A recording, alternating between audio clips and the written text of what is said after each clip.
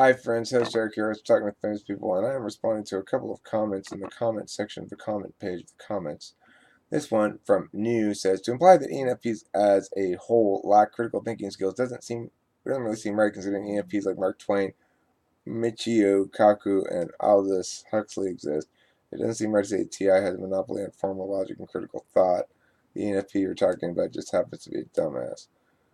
Okay, I don't know who Michio Kaku is, but Mark Twain and Aldous Huxley don't seem to be examples of TI smart people. They seem to be examples of intelligent, creative people, but a little difference between. Um, Mark Twain, I guess, is fairly logical. He's probably an ENTP, I think, actually. But, yeah, I'm pretty sure Mark Twain's an ENTP. This one is one I wanted to read.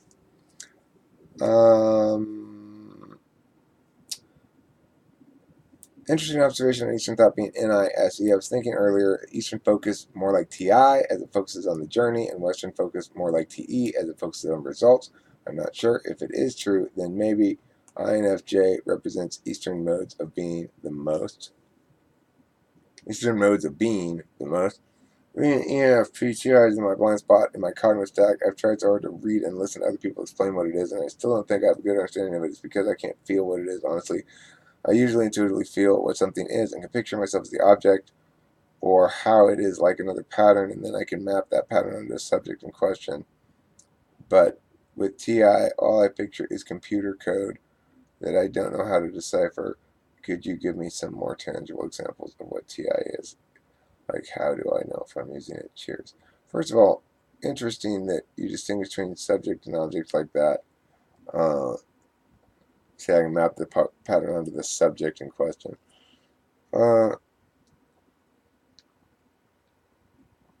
Interesting. But okay, I want to talk about this.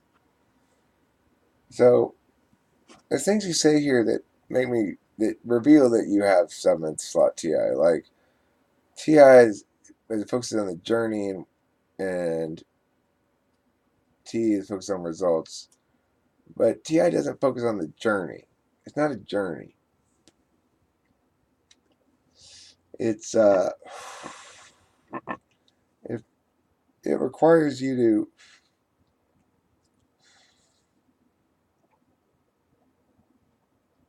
Well, the difference is TE doesn't let you undo, but does let you be imperfect. TI does let you undo, but doesn't let you be imperfect. So, in other words, the difference between FI and TI is simply the inclusion or exclusion of the subjective interest. If you experience FI towards something, and everybody does, then that experience of FI is one of subjective valuing. It's one of liking, disliking, having any variety of kind of feelings about something, I guess. For example, I like this pipe. This is called candy pipe because it's kind of candy colored, although it's all covered in resin now. But it's silicone, and it doesn't. It's really easy to clean. There's lots of good things about this pipe. Lots of good things about it. I really like it, but I don't quite understand what that means. I can explain why I like it. I can give good reasons as to why I like it. Now, those good reasons might also be considered TE reasons to like something. They're practical reasons. But that's where it gets a little bit confusing because TI is not actually concerned about the practical concerns exactly. It's concerned about consistency of why one would like something. I wouldn't like this pipe if I didn't have a set of good reasons to like it. An FI user might like it because an FISI user especially might like it because they've got some personal history with it. It's part of their narrative. They understand that that has value inherently. That's something I have a lot of trouble understanding until I part with something that is valuable to me. I know that, for example, I have here this fellow. A carving I made. His name's Shirtless Woodman. And I like him. He's a character. He talks, and I make jokes with him and stuff. I show him to people that I meet. People after I've known for a while, if they haven't seen it before, eventually I'll show it to them. And yeah, it's a little self-portrait-y. So his head's kind of the other shape, It's kind of like my head's like that shape more. Anyway, obviously I like this guy, Shirtless Woodman, but he's actually I put him up for sale in the store. It's the sort of thing that I might sell and then be sad that I sold, But I'm not very good with feelings. I don't really have strong feelings about stuff. I'm not very attached to things at all. And to a certain extent, it can be true for relationships as well. And it depends on the importance of the relationship. I was surprised by how devastated I was when my dog Lacey died, and it really tore me up. Probably wouldn't surprise an FI user at all, even though that's one of those things where I didn't have any practical reasons really why I liked that dog. I just loved the hell out of that dog, and she slept with me every night. And there's other reasons why you get attached to things like that. Loki, did you want to chime in on something? Actually, you talking about the dog? That really hit me actually because I had put down my childhood dog just a month ago or so, something like that. Yeah, it's hard. A month ago. That stuff's really difficult to deal with. But I feel more strongly empathy or feelings towards animals than really like I don't have much strong feelings regarding anything really, except for principles, I guess. Okay, so thank you, Loki. Can you mute again? That's an example of a typical ENTP around Loki's age where they really don't even believe in their own feelings to a certain extent, and it takes ENTPs a while to come to terms with the fact that, like anybody else, we're individuals with strong enough feelings, introverted feelings, personal subjective values. But this is me describing to the ENFP watcher here what the FI that they use as a tool function is. The reason I'm doing that is because TI is the opposite of it. It's removal of the subjective matter from the equation, and it's just talking about reasons that would make sense to an objective third party if you took out the particularist occasion, if you took out the individual, and you just said, well, what would be a good rule to have in general, so to speak? Which rules generalize out? Or another way to look at it is it's applying the reciprocal burdens test that says it doesn't want to take into account differences between individuals. Here's an example of a TI/TE understanding of things. Things get tricky in general because TI and TE can be on the same page or can be on opposite pages. But if you take, for example, a rule that says one reason why it's not a legitimate reason to miss work is because if your dog dies, you can't take a day off work if your dog dies. But you can take a day off work if your grandma dies. And you go, well, here's an example of TI and FI probably agreeing. FI will go, well, I don't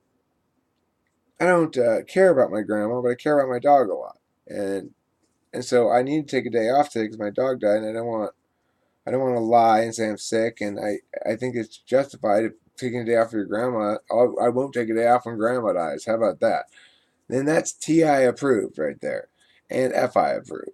But if it's like somebody says, well, I need a day off because I don't know, I just feel really, really sad because my favorite celebrity died or something, then the TI user is going to be like, that's ridiculous. You don't feel sad about that. You're lying. If they're FI7 slot, and then the person comes in as like an INFP or whatever, and they're really sad, and the TI goes, You're faking that. You can't possibly be that sad about some celebrity dying. How can you possibly have such strong feelings about that? But some people do. The thing is, the TI says, well, we can't have that as a general rule because celebrities die all the time. I actually know. I've had an experience where I felt very, very sad about a celebrity dying. It was Chick Hearn, who was the Lakers broadcaster for many years. When he first got injured and was taken away from broadcasting, I was very upset. And when he died, I was very, very sad because to me, he just really represented the voice of the Lakers and the Lakers in general and my childhood and stuff. Because my parents, my dad would always listen to Laker games on the radio when he was lying in bed. So that impacted me, and it was purely subjective. There was no, I wouldn't have, despite the fact that it affected me, I never would have used it as a justification for anything because as a TI tool user, it doesn't occur to me that that's a legitimate justification for anything, my feelings. I'm never going to say, well, I was really emotional that day or something like that as an excuse for things, even though sometimes it is a good excuse for things.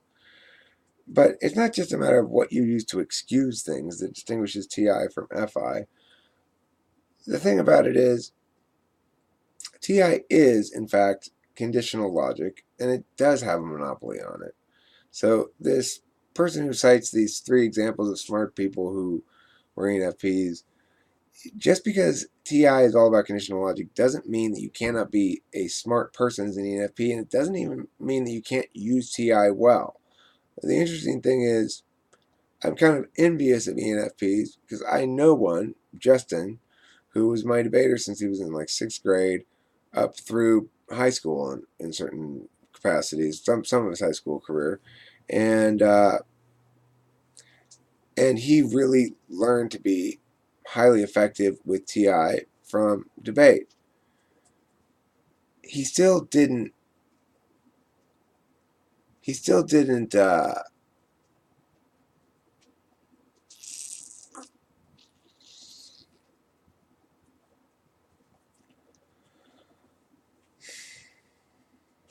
He saw things in terms of blocks that you use relating to each other. He saw things in a very TE way. But what I mean by that is he knew if somebody ran a lot of terminal impacts to run apocalyptic talk in response. He knew if somebody ran this kind of discourse critique to run this theory argument and this counter discourse critique in return. So he knew what to run, when to run it. He was good at NE. So he was good at seeing possible links between different blocks and stuff like that.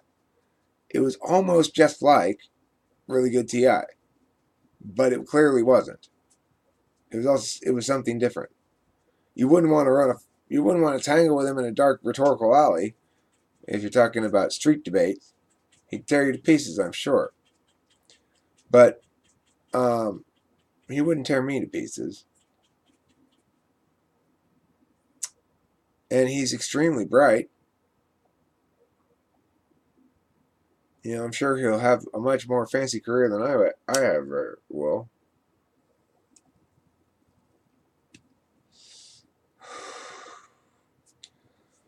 But it's still not quite the same thing as TI.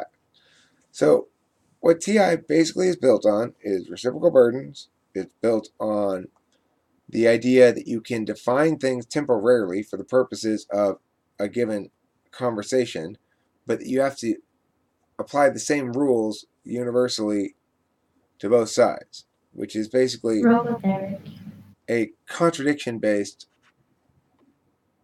frame of reference.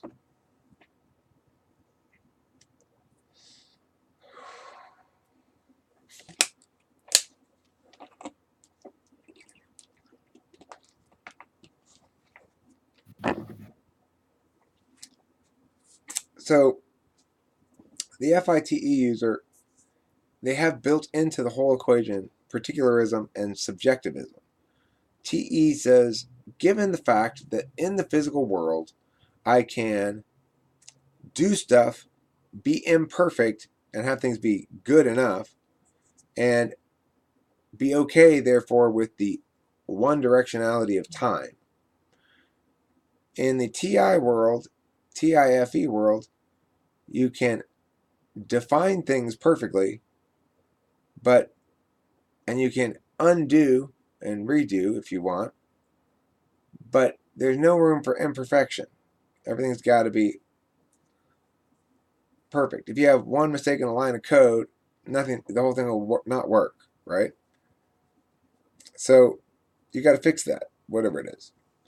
And what code is and what computer stuff is built on is conditional logic. The reason you go to a web page and you go, okay, well, I click on this link, it's going to take me to the section that shows me the books they have for sale.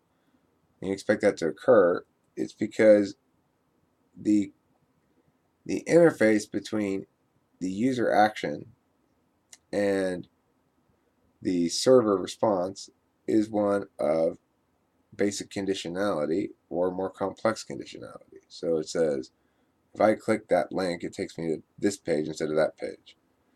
Oh, I don't like that choice. Go back. No problem. There's no it's there's no time to be it travels at the speed of metaphysics, which is the speed of light, so to speak. There's nothing slowing down. There's no distance between one page and the other page. I don't have to travel in any physical space.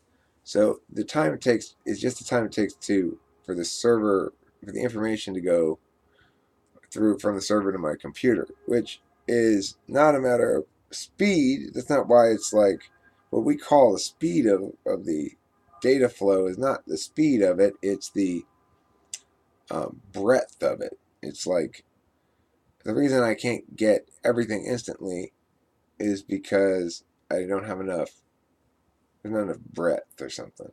I don't know. It'll travel at the speed of light though, so it's pretty fast. Fast enough for the metaphysical world to sustain itself as a constant, despite the fact that it's built of nothing but time objects.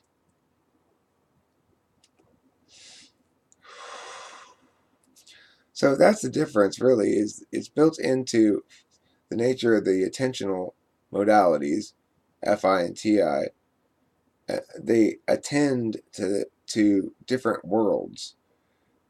TI attends to a metaphysical world in which shit's defined for the purposes of conditionality exchanges.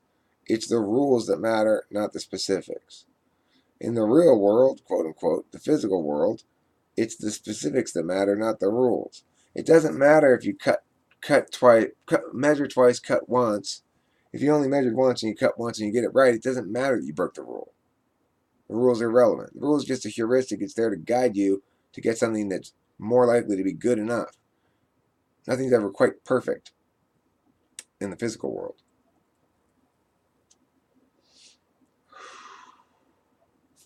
In the physical world, things are what they are, and our interactions with them are approximate. In the metaphysical world, things are what we define them to be, and our interactions with them are dichotomous, binary, a set of specific choices, well defined, limited. It's in the physical world we have unlimited liberty to interact with the world as we see fit, limited only by our own physical limitations, the physical limitations of the physical world, namely the law of non-contradiction. I can't both be and not be in the same time, space, and context. Part of that, implicit to the law of non-contradiction, the fact that I can't both be and not be in the same time, space, and context in the physical world, is the reality that I exist in a sequential linear progression, that stuff I've done already stays done to the extent that it's the sort of thing that can stay done. Stuff that I do to the physical world stays that way until I act upon it further to change it again. Shirtless Woodman doesn't grow a hat while I'm not looking. He stays the same. He changed when I added this base to him so it would stand up. Um, the thing is, that's not necessarily the case with our metaphysical objects. I might think Tommy, who I saw 10 years ago last, is this kind of guy, and have a clear understanding of him in my head as to what kind of things he's likely to do, what kind of person he is. He might have changed dramatically since then, and I meet him and I have to update. I might have a picture of my hometown from 10 years ago. I might go back and they've torn down half the place and replaced it with mini malls. Things change, you know?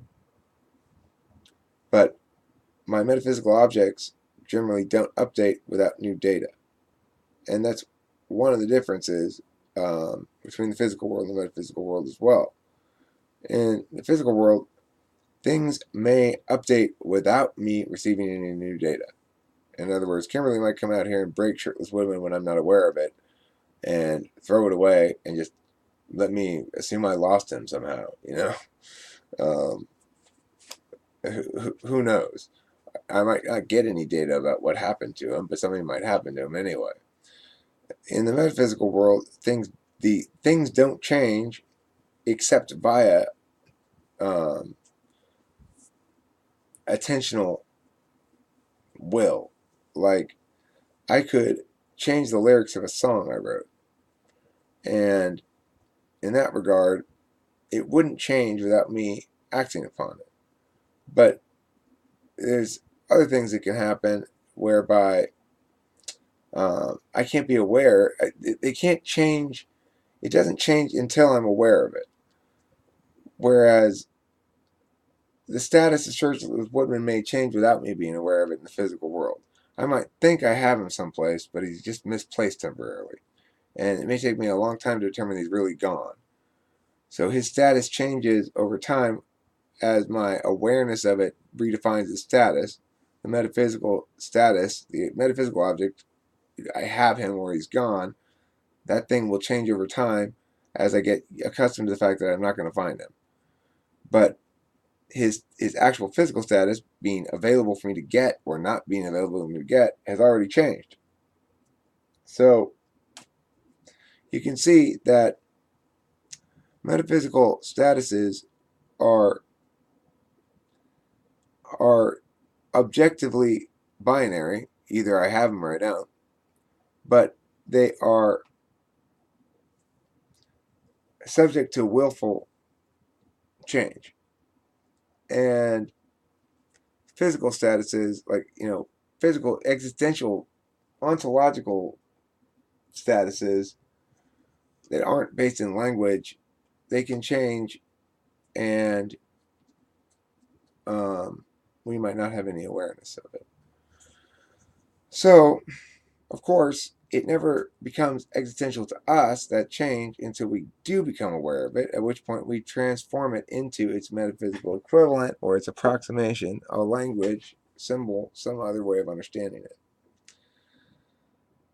That was kind of convoluted. How do you know if you're using TI, ENFP? Well,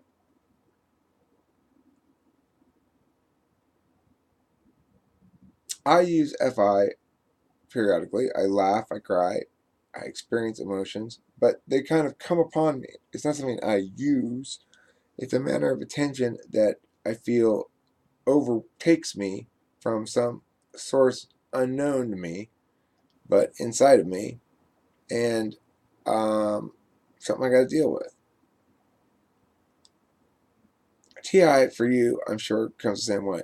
There are times when you'll say, but that's not reasonable because if blah de blah, then blah de blah. You know what I'm going to do? I'm going to stop this. I'm going to use the first one. It came out fine audio wise, and I don't like this one better. Goodbye.